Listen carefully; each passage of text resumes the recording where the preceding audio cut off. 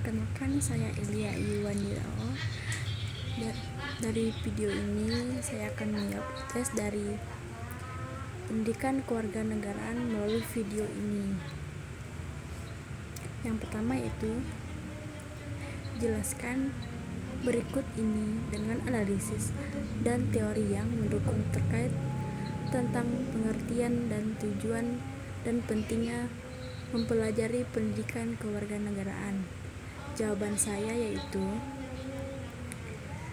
pendidikan kewarganegaraan adalah bagaimana pentingnya dari kurikulum di banyak negara di seluruh dunia. Ini adalah subjek yang dirancang untuk mempersiapkan siswa dengan pengetahuan, keterampilan, dan pemahaman yang diperlukan untuk menjadi warga negara yang aktif, berpartisipasi secara demokratis, dan bertanggung jawab dalam masyarakat.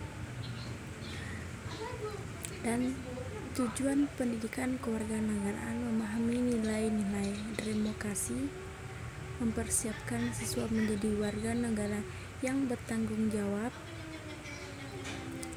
dan pentingnya juga kita mempelajari pendidikan kewarganegaraan membentuk warga negara yang sadar akan hak-hak mereka, membangun masyarakat yang inklusif, mengembangkan keterampilan sosial dan kritis. Selanjutnya, nomor 2.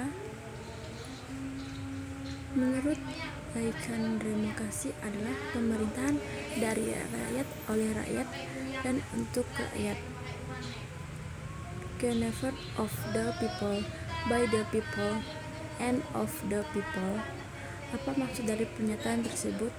Dan kalau kita melihat bahwa konsep demokrasi pada hakikatnya adalah kedaulatan dengan rakyat dan pekerjaan sistem demokrasi yang kita kurang pelajari dengan baik, karena rakyat kurang dilibatkan dalam hal-hal pemerintahan dan pembuatan kebijakan yang berpijak kepada rakyat.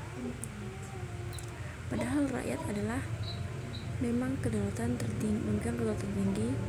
Coba kemukakan menurut pandangan Anda terhadap pertanyaan tersebut, dan apa saja prinsip-prinsip demokrasi yang dimaksud.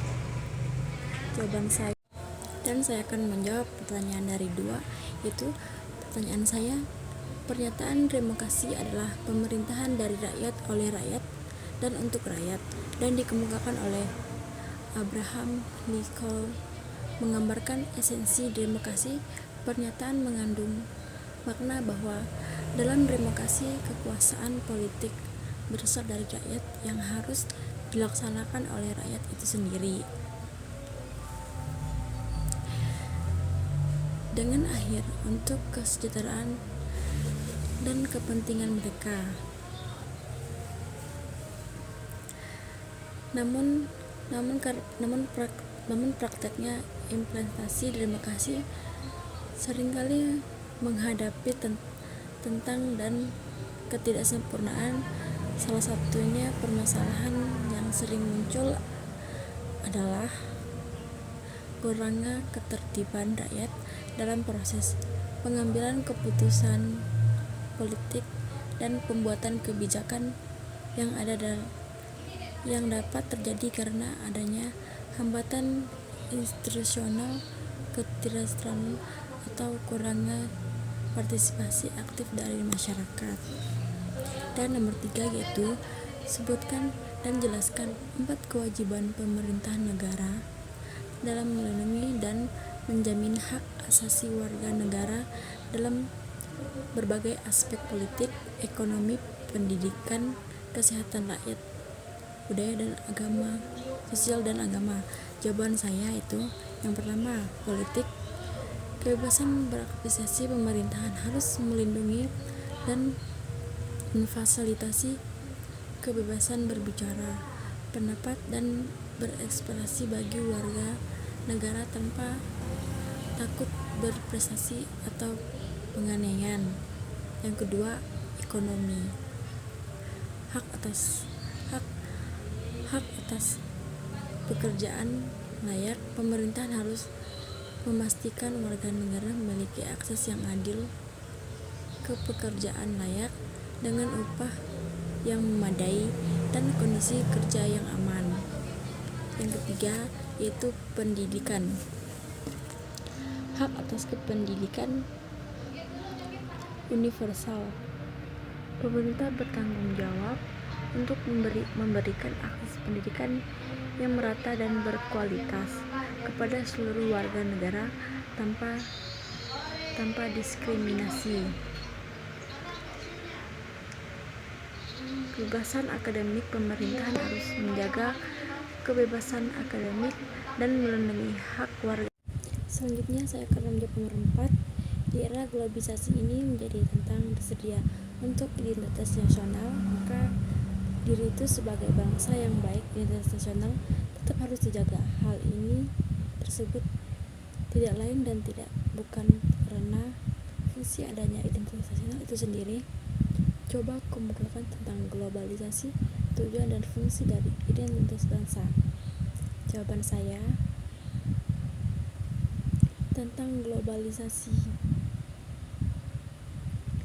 homogenisasi budaya. Globalisasi dapat menyebabkan homogenisasi budaya, di mana elemen-elemen budaya lokal atau tradisional cenderung tergantikan oleh budaya global yang dominan.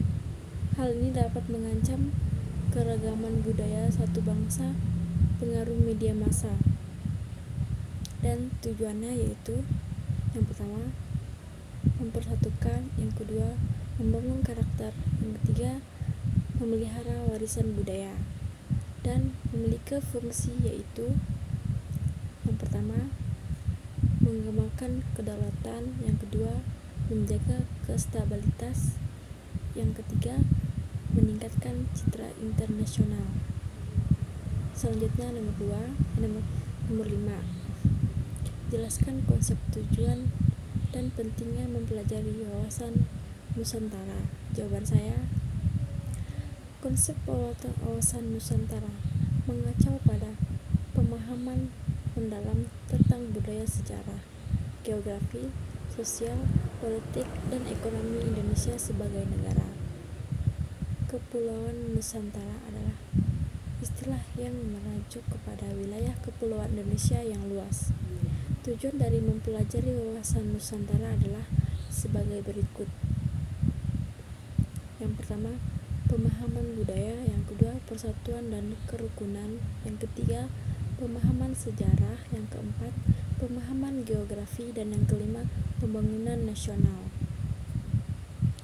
Mempelajari wawasan Nusantara memainkan peran penting dalam memperkarya pemahaman kita tentang Indonesia sebagai negara kepulauan yang beragam. Ini dapat memperkuat persatuan dan kerukunan nasional, mempromosikan pengembangan wilayah yang merata, serta membangun dalam perusahaan kebijakan yang berkelanjutan dan berdaya saing.